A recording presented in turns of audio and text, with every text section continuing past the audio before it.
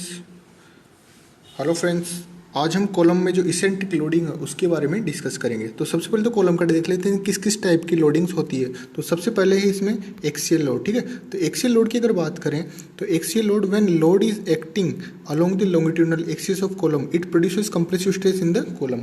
कि जब भी अगर कोई कॉलम हो और उसमें अगर एक्सियल लोड लग रहा है, ठीक है, मतलब उसकी सेंट्रोइड से पास हो रहा है, तो उसमें केवल और केवल कंप्रेसिव स्ट्रेस ही डेवलप होगी। ठीक है, कोई भी टाइप की बेंडिंग स्ट्रेस डेवलप उसमें नहीं होगी। अब इसेंट्रिक लोड की बात करें तो a load whose line of action does not coincide with the axis of the column it produces direct and bending stress in the column. तो इसेंट्रिक लोड क्या होता है कि जब भी अगर कॉलम की जो सेंट्रल एक्सिस है, ठीक है, सेंट्रल वाली एक्सिस है, उससे अगर लोड पास नहीं हो रहा है, उसे साइड से पास हो रहा है, तो उसमें क्या हो जाता है, कंप्रेसिव लोड के साथ साथ एक मोमेंट भी डेवलप हो जाता है। उस मोमेंट के कारण क्या हो जाता है, बेंडिंग स्ट्रेस डेवलप हो जाती है। ठीक है, तो उसमें क्या हो जाता है, कंप्रेसिव स्ट्रेस भी डेवलप हो रही है, डायरेक्ट कंप्रेसिव स्ट्रेस और बेंडिंग स्ट्रेस भी डेवलप हो रही है। तो बेंडिंग स्ट्रेस के कारण न्यूट्रल एक्सिस के एक साइड तो कंप्रेसिव स्ट्रेस डेवलप होती है और एक साइड टेंसाइल स्ट्रेस ही डेवलप होती है। ठीक है, और जो कंबाइंड इफेक्ट होता है वो क्या हो जाता है, दोनों का हो जाता है। ठीक है, तो इसेंट्रिसिटी क्या होती है, the horizontal distance between the longitudinal axis of column and the line of action of load is known as eccentricity. तो इसेंट्रिसिटी क्या होती है, जब भी कोई कॉलम है और अगर उसके सेंट्रोइड से कितनी दूर से लोड पास हो रहा है, ठीक है, तो सेंट्रोइड से जो डिस्टेंस होती है लोड के पास line of the action of the load from the so the distance between the line of action of load with respect to the neutral axis, ठीक है, और the centroidal axis of the column is known as eccentricity. ठीक है, तो जो axial loaded column होगा उसके लिए क्या होता है, कोई भी इसेंट्रिसिटी नहीं होती। तो उस कंडीशन में for axial loaded column eccentricity equal to 0। ठीक है, तो अब देखते हैं कि effect of axial and eccentric load on the column. ठीक है, कि इसेंट्रिक और एक्सियल इसेंट्रिक लोड का कॉलम पे क्या इफेक्ट होता है। तो जब देखते हैं कि अगर एक्सियल लोड है तो बिल्कुल सेंटर पे अप्लाई हो रहा है लोड, तो सेंटर पे अप्लाइड हो रहा है तो बिल्कुल उस पर मान लो क्रॉस सेक्शनल एरिया उसका ए है। ठीक है, तो कोई भी क्रॉस सेक्शनल एरिया इसका, ठीक है, मान इसका क्रॉस सेक्शनल एरिया ए है, तो इसमें केवल कौन सी टाइप की स्ट्रेस डेवलप होगी, डायरेक्ट कंप्रेसिव स्ट्रेस। तो उसकी वैल्यू क्या हो जाती है, फोर्स अपॉन एरिया। तो मान लो कॉलम का क्रॉस सेक्शनल एरिया कितना है, ए है, और लोड कितना आ रहा है, पी, तो हर जगह कितनी कंप्रेसिव स्ट्रेस डेवलप हो जाएगी, यूनिफॉर्मली पी अपॉन ए। तो सिग्मा नोट या sigma no O equal to कितना हो जाएगा, पी अपॉन ए। ठीक है, तो ये क्या हो गया, डायरेक्ट कंप्रेसिव स्ट्रेस। अब देखते हैं कि जो इसेंट्रिकली लोडेड होगा तो उसमें क्या होगा, जो लोड है बिल्कुल वो सेंटर से पास नहीं हो रहा है, थोड़ा साइड से पास हो रहा है, तो कितनी डिस्टेंस वो इसेंट्रिसिटी ई। तो यहाँ पे क्या हो जाता है, पी को अगर यहाँ ट्रांसफर करें तो एक तो क्या हो जाता है, इस पर डायरेक्ट कंप्रेसिव फोर्स आ जाएगा, तो पी उस वजह से कितनी आ जाएगी stress, direct compressive stress equal magnitude की कितनी, sigma not equal to P upon A. और ये पी की वजह से एक मोमेंट भी डेवलप हो जाएगा सेंट्रोइड पे, कितना, पी इंटू ई। उसकी वजह से क्या हो जाएगा, एक बेंडिंग मूवमेंट आ जाएगा और बेंडिंग मूवमेंट की वजह से बेंडिंग स्ट्रेस डेवलप होगी। तो बेंडिंग स्ट्रेस आप जानते हो, बेंडिंग स्ट्रेस मैंने डिस्कस किया हुआ है कि न्यूट्रल एक्सिस की एक साइड तो टेंसाइल स्ट्रेस से आती है और एक साइड कंप्रेसिव स्ट्रेस से आ रही है। ठीक है, तो यहाँ पे इस जोन में कौन सी कंप्रेसिव स्ट्रेस आ रही है, सिग्मा बी, और यहाँ पे सिग्मा बेंडिंग टेंसाइल स्ट्रेस आ रही है। ठीक है, अब रिजल्टेंट स्ट्रेस क्या हो जाएगा, direct stress plus bending stress, तो दोनों का सम करेंगे तो ठीक है, तो इधर हमेशा क्या मिलेगा अपने को, ज़्यादा कंप्रेसिव स्ट्रेस मिलेगा और इधर कम स्ट्रेस मिलेगा। ठीक, अब डिपेंड करता है कि ये इस साइड जोन हमेशा यहाँ तो प्लस ही होगा, लेकिन यहाँ डिपेंड करेगा प्लस हो गया माइनस होगा कि जो बेंडिंग मोमेंट है उसका मैग्नीट्यूड कितना, और किस पे डिपेंड कर जाता है, वैल्यू ऑफ द इसेंट्रिसिटी। ठीक है, कि अगर इसेंट्रिसिटी की वैल्यू बहुत ज़्यादा होती है तो ये जोन क्या जा सकता है, माइनस में भी जा सकता है। ठीक है, तो यहाँ पे ये जोन में टेंसाइल स्ट्रेस डेवलप हो सकती है। अगर कॉन्क्रीट का कॉलम है तो उसके अंदर क्रैक्स भी आ सकते हैं। ठीक है, इसलिए हमेशा हम इंश्योर करते हैं कि जो इसेंट्रिसिटी की वैल्यू हो उस लिमिट को पार ना करे कि कोई भी जोन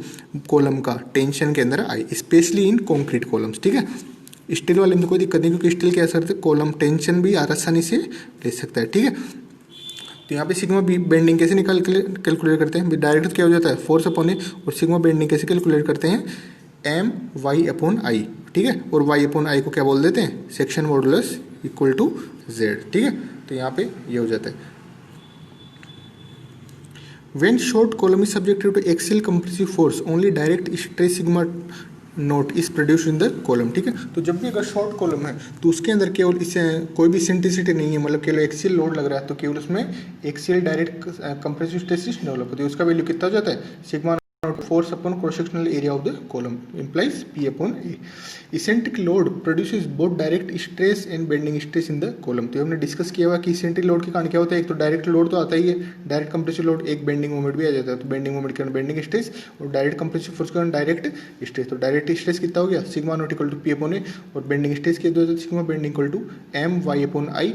तो ये आई अपॉन वाई ये कितना हो जाता है, सेक्शन मॉडुलस जेड। ठीक है, तो यहाँ से शो किया हुआ है कि z equal to I upon Y. तो यहाँ से दोनों कैलकुलेट कर लेते हैं और बाद में क्या करते हैं, दोनों को ओवरलैप करा के जो रिजल्टेंट स्ट्रेस है वो कैलकुलेट कर लेते हैं। ठीक है, कि मैक्सिमम किस साइड कितनी कंप्रेसिव स्ट्रेस आ रही है, ठीक है, न्यूट्रल एक्सिस का, और दूसरी साइड कंप्रेसिव स्ट्रेस कितना है, या अगर जीरो भी हो सकता है स्ट्रेस, या वो माइनस में जाके टेंसाइल स्ट्रेस भी हो सकता है। डिपेंड करता है कि इसेंट्रिसिटी की वैल्यू कितनी है। मैक्सिमम एंड मिनिमम स्ट्रेसेस, ठीक है। तो इसमें देखते हैं, when a column is subjected to eccentric load the edge of column towards eccentricity will be subjected to maximum stress and the opposite edge will subjected to minimum stress. यहाँ पे minimum आना चाहिए, गलत प्रिंट किया हुआ। ठीक है, तो यहाँ पे मिनिमम स्ट्रेस आएगा। इसको हम देखते हैं कि यहाँ पे जैसे आप देखें कि एक एज है, जैसे मान लो इधर फोर्स आ रहा है तो इस एज को क्या करेगा, ये प्रेस करने की कोशिश करेगा। तो इस एज पे तो देखो कंप्रेसिव स्ट्रेस भी आ रहा है डायरेक्ट, इस पे भी आ रहा है, लेकिन इस एज पे क्या हो रहा है, एक्स्ट्रा कंप्रेसिव स्ट्रेस आ रहा है बेंडिंग मोमेंट के कारण। ठीक है, बेंडिंग स्ट्रेस, और यहाँ पे बेंडिंग स्ट्रेस कौन सी, नेगेटिव या टेंसाइल। तो इस एज पे क्या हो जाएगा, सबसे कम कंप्रेसिव स्ट्रेस आएगा, और इस एज पे क्या हो जाएगा, सबसे ज़्यादा कंप्रेसिव। अगला देखते हैं, मैक्सिमम स्ट्रेस कितना हो जाएगा, sigma max direct stress plus bending stress. ठीक है, तो direct stress plus bending stress कितना हो जाएगा, पी अपॉन ए प्लस एम अपॉन जेड। तो पी अपॉन ए और एम अपॉन जेड, इसको जब सॉल्व करेंगे, ठीक है, तो एम को क्या लिख सकते हैं अपन, पी अपॉन पी इंटू ई, और जेड को क्या लिख सकते हैं, बी डी स्क्वायर अपॉन 6। तो इसको जब सोल्व करेंगे कितना आ जाएगा, पी अपॉन ए कॉमन आ जाएगा, और अंदर 1 प्लस 6 ई अपॉन बी, जहाँ पे ई क्या हो जाएगा, इसेंट्रिसिटी। अब मिनिमम स्ट्रेस कितना हो जाएगा दूसरे एज पे, तो उसमें क्या हो जाएगा, direct stress minus bending stress, क्योंकि डायरेक्ट स्ट्रेस तो प्लस नेचर का है और बेंडिंग स्ट्रेस यहाँ पे माइनस नेचर का है। इस साइड डायरेक्ट स्ट्रेस पॉजिटिव है और बेंडिंग भी पॉजिटिव है, तो दोनों की वजह से कंप्रेशन डेवलप हो रहा है। लेकिन यहाँ पे डायरेक्ट स्ट्रेस कंप्रेशन है, लेकिन इसकी वजह से टेंसाइल स्ट्रेस, इसलिए बीच में क्या जाएगा, माइनस साइन।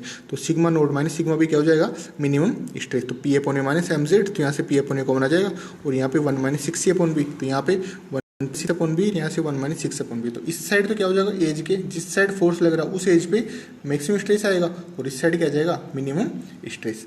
तो यहाँ पे नोटेशन देख लेते हैं, sigma not equal to direct compressive stress, sigma B equal to bending stress, M क्या होगा, मूवमेंट इक्वल टू क्या हो जाएगा, फोर्स इंटू इसेंट्रिसिटी। ठीक है, क्योंकि हम जानते हैं कि मूवमेंट क्या होता है, फोर्स इंटू डिस्टेंस। अब यहाँ पे डिस्टेंस क्या है, कि जो लाइन ऑफ एक्शन कितने सेंटर से कितनी दूर से पास हो रहा है, तो वो डिस्टेंस कितनी है, इसेंट्रिसिटी। तो फोर्स इंटू ई क्या हो जाएगा, मोमेंट। ठीक है, यहाँ पे इसेंट्रिसिटी, जेड क्या हो जाएगा, सेक्शन मॉडुलस, जो कि moment of inertia divide by Y. ठीक है, तो यहाँ पे आई क्या होगा, मोमेंट ऑफ इनर्शिया, और वाई की वैल्यू क्या होती है, Y distance of extreme fibre from the centre of gravity of the column, या neutral axis of the column.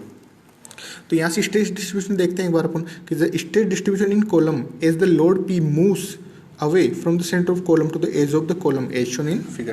तो यहाँ पे हम देखते हैं कि जब भी फोर्स की लोकेशन, सबसे पहले तो यहाँ पे सेंटर पे लग रहा है, फिर थोड़ा दूर लग रहा है, फिर ई की वैल्यू थोड़ी बढ़ा दी, थोड़ा दूर लग गया, फिर वी की वैल्यू थोड़ी और बढ़ा दी, तो ई की वैल्यू बढ़ती जाएगी, तो इसेंट्रिसिटी बढ़ती जा रही है। उसकी वजह से क्या होगा, जो स्ट्रेस का डिस्ट्रीब्यूशन है, कि जो बेंडिंग स्ट्रेस का डिस्ट्रीब्यूशन है वो चेंज होता जाएगा। ठीक है, तो यहाँ से जो टोटल रिजल्टेंट स्ट्रेस है उसका वेरिएशन कैसे होगा, अपन चेक कर लेते हैं। तो जब बिल्कुल एक्सियल लोड लग रहा है, ठीक है, एक्सियल लोड तो बिल्कुल सेंटर से पास हो रहा है, तो केवल कॉलम में कंप्रेसिव टाइप की स्ट्रेसेस डेवलप हुए, उनका मैग्नीट्यूड क्या हो जाएगा, फोर्स अपॉन एरिया। तो यहाँ पे सिग्मा मिनिमम और सिग्मा मैक्सिमम दोनों की वैल्यू बराबर हो रही है, क्योंकि यहाँ पे किसी भी टाइप की बेंडिंग स्ट्रेस डेवलप नहीं हो रही है। यहाँ पे देखिए आप थोड़ी सी इसेंट्रिसिटी लोड लग रहा है, तो कंप्रेसिव लोड तो आएगा, एक बेंडिंग स्ट्रेस भी आ जाएगा। तो बेंडिंग स्ट्रेस पॉजिटिव और बेंडिंग स्ट्रेस इस साइड तो पॉजिटिव और इस साइड नेगेटिव, तो दोनों का जो कंबाइंड इफेक्ट होता है वो ये होता है कि कॉलम में किसी भी जगह, कॉलम के किसी भी सेक्शन पे टेंसाइल स्ट्रेस डेवलप नहीं होते रिजल्ट है। ठीक है, तो यहाँ पे पॉजिटिव और यहाँ भी पॉजिटिव है, लेकिन अगर जो ही हम ई की वैल्यू बढ़ाते जाएंगे तो यहाँ पे जो मैग्नीट्यूड आ रहा है ये कम होता जाएगा और ये बढ़ता चला जाएगा। जैसे अगर आप यहाँ देख सकते हैं कि ई की वैल्यू थोड़ी सी बढ़ाई, तो यहाँ पे सिग्मा मैक्सिमम पॉजिटिव आ रहा है, लेकिन यहाँ पे बिल्कुल जीरो हो चुका है। इसका मतलब क्या हुआ कि जो डायरेक्ट कंप्रेसिव स्ट्रेस का मैग्नीट्यूड था और जो बेंडिंग टेंसाइल स्ट्रेस का मैग्नीट्यूड था वो दोनों बराबर हो चुके हैं, दोनों ने एक दूसरे को कैंसिल करके कितना हो गया, नलीफाई कर दिया, मतलब जीरो वैल्यू हो गई। अब अगर हम थोड़ा सा ई की वैल्यू और बढ़ाते हैं तो क्या हो जाएगा, बेंडिंग जो टेंसाइल स्ट्रेस उसकी वैल्यू जो डायरेक्ट कंप्रेसिव स्ट्रेस थी उससे ज़्यादा हो जाएगा, और ये जोन केस में चल जाएगा माइनस। तो यहाँ पे आप देख सकते हैं सिग्मा मैक्सिमम पॉजिटिव सबसे ज़्यादा यहाँ पे इतना था, यहाँ पे ये पॉजिटिव था, यहाँ थोड़ा सा बढ़ गया, यहाँ पे फिर इससे बढ़ गया और यहाँ सबसे ज़्यादा हो गया और ये जो जोन है ये माइनस में चला गया। तो यहाँ पे टेंसाइल स्ट्रेस आ जाएगा सबसे ज़्यादा और यहाँ पे सबसे ज़्यादा कंप्रेसिव स्ट्रेस। इसका मतलब ये जो कॉर्नर है इस पर सबसे ज़्यादा टेंसाइल स्ट्रेस आएगा और इस कॉर्नर पर सबसे ज़्यादा कंप्रेसिव स्ट्रेस आएगा। Limit of eccentricity E limit. तो ई की लिमिट को कैसे डिसाइड करें? ई की लिमिट को हम डिसाइड करते हैं कि कॉलम के किसी भी सेक्शन पे टेंसाइल स्ट्रेस है वो जो स्ट्रेस है वो टेंशन जोन में नहीं जाना चाहिए, ठीक है। इसका मतलब पूरे जोन के अंदर केवल कंप्रेशन एरिया मैक्सिमम स्ट्रेस की मिनिमम वैल्यू कहाँ तक जा सकती है?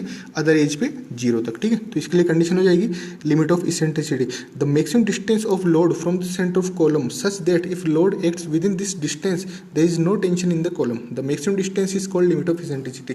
तो हम बोल रहे हैं कि मैक्सिमम कॉलम पे कितनी इसेंट्रिसिटी तक लोड लगाई जा सकता है, कॉलम के किसी भी सेक्शन पे जो स्ट्रेस आ रहा है वो टेंशन जोन में नहीं जाए, ठीक है, या किसी भी सेक्शन पे टेंसाइल स्ट्रेस डेवलप नहीं हो, ठीक है। तो when load is acting with in a limit sigma minimum will be compressive. तो सिग्मा मिनिमम भी क्या हो जाएगा? टेंशन में नहीं जाएगा, मतलब पॉजिटिव रहेगा, कंप्रेसिव रहेगा।